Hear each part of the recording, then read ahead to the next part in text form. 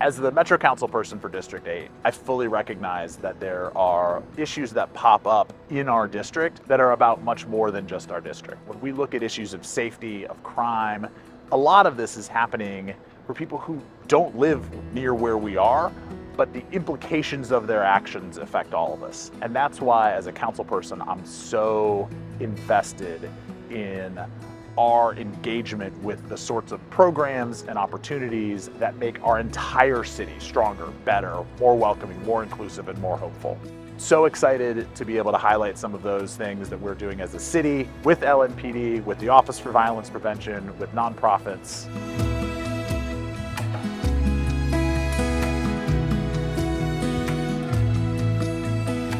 A lot of our youth believe, like I said, there's no hope. There's no resources out here. I can only do this, I can only do that. Now knowing that there's a million resources out there, they have options. A lot of our youth don't know they have options.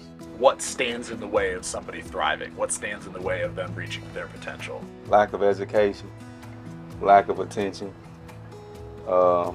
lack of love. So from there, they tend to go to your friends, and then your friends tend to go to the streets.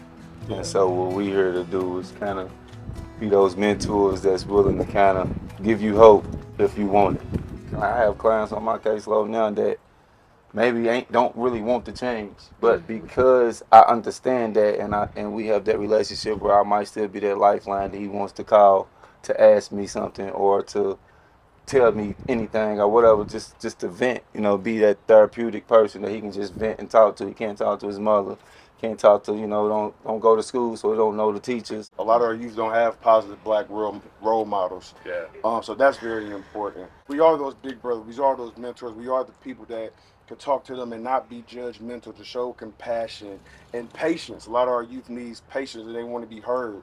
OVP has the blueprint to say how do you get disengaged from the gang and how they actually support them through their long-term case management program they have. Talk a little bit about your background and how you got into this work. Just kind of growing up in the Smoketown community, growing up kind of seeing the inequities that's going on and just kind of motivating me to want to be a positive asset to my community. What really kind of made me full-time, honestly, once I finished playing ball in college, was I lost my best friend to gun violence in 2015. Just wanted to be able to give back and restore hope. I come from a very rough environment, and a lot of kids don't think they can get out of it, or they think they have to do certain things to change their environment. But I just want to be able to show the youth that you can work hard and you can change your life by doing the right things. And it allows them to see that they are more than just the gun that they carry in their hand. It allows them to understand that you have skills. Some of these skills are transferable skills that you can bring into the workforce. Yeah. And sometimes you just got to meet them where they're at and tell them that, like, you can grow. Sometimes starting at that entry-level job doesn't always seem worth it when you're coming from a lifestyle that may be more fast. But you have to show them that the skills that they're going to build, the lifestyle that they're going to have, the safety that they're going to provide to their parents now and their families, saying that I have a legit job that's 9 to 5 and I can make sure that I can grow in this and build a profession in this and maybe take this to go somewhere else. You're giving them a chance to actually pour into themselves and say, I believe in myself. And that's something sometimes people don't always get to see.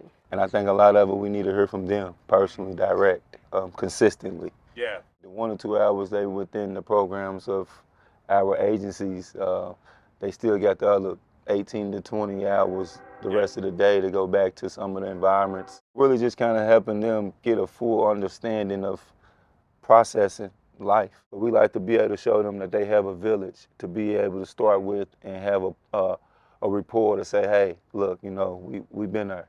We believe in second chances. Can you guys talk a little bit about what the interconnections are between the outreach work that you're doing and then what's happening with Goodwill? I love the fact that Goodwill Industries is a part of the actual Pivot to Peace network. And to be a part of that Pivot to Peace network, we all have our own roles. Our big role is mediation. We have to be able to talk to the people, and that's why we hire credible people to go back into the communities and help. It means that you have to be comfortable being in kind of high-stakes situations and saying, let's bring both parties together and let's figure out what we can do to ensure that guns are not involved. Another part of our job is to refer people to resources.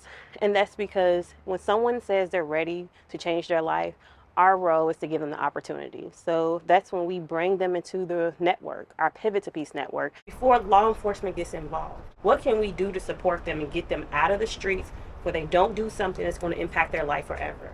And that's the collaboration we have.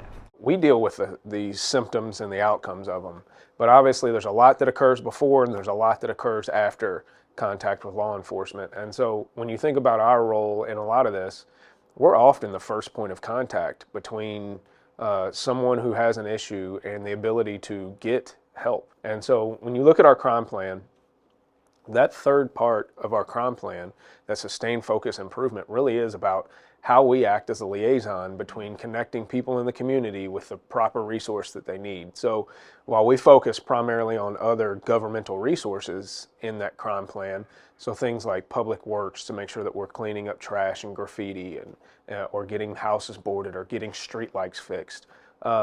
There's also part of the mayor's larger public safety plan that is focused on making sure that we have a connection between metro government, the police, and a lot of those nonprofits that do that work before we ever get to the point that the police are needed, or picking up the mantle after. We're a part of a bigger picture. We're just one cog in the wheel of how can we make this a better place to live, work, develop your businesses, raise your kids, so that it's improved the quality of life for all of us. I know you have been a huge proponent of deflection and mental health services for longer than we've had this program. Can you talk a little bit about what role you see deflection playing as it connects to LMPD? Right. I think deflection is a critical tool for us, because we always want to send the people with the proper skill set to the right emergency. And when you're talking about people in mental health crisis, people go to school for years for that. It shouldn't be expected that a police officer who has so many other roles to fulfill is going to be the right resource for that in all situations. So when you look at our deflection program, it went live completely across the county last year.